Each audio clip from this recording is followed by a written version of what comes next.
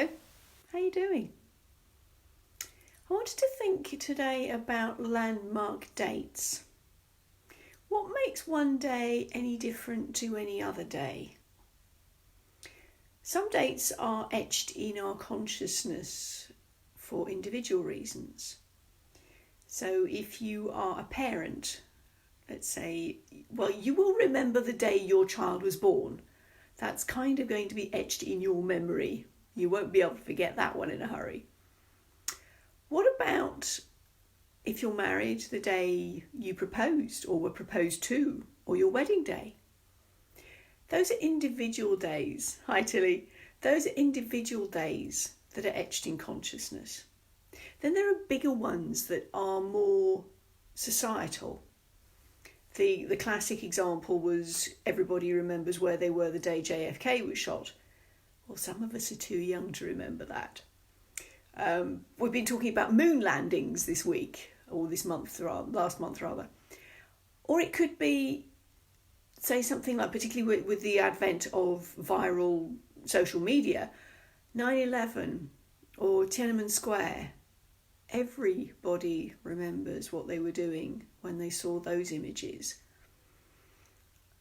And yet, what does it mean? What does it mean to us? Because different people will see things differently. Even back to 9/11, whilst the West were hands up in horror, this was the worst thing that could possibly happen, there were communities in the Middle East who saw this as vindication. The same event, two different ways of looking at it, two different perspectives. Landmark events, any circumstance, what it means to you is up to you. It's how you represent it. Hi, Shane. It's how you represent it in your head. What does it mean to you? Now, you can change the representation. You can change the story behind it for you. Nothing changes about the actual event, but it's the story behind it, the meaning that you give to it. The reason I'm reflecting on this today is that 10 years ago today, I lost my husband. I came home from work to find him dead in the chair. Now, I'm not saying this to get sympathy or empathy. I'm just saying that the 3rd of August is a landmark date for me. Now, nothing has changed in the last 10 years. He still died. In the early days, I said to myself, the self-talk and out loud was, this was the worst day of my life. Nothing could ever trump that. Nothing could ever get worse than that. Now, over time, the event still hasn't changed. Jeff still died.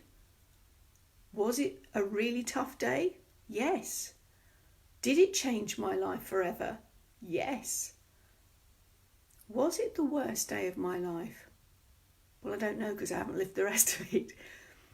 But the point I'm making is that I have changed my internal dialogue. I have changed the words, the language I'm using to represent it to myself, and also when I talk about the same date to other people.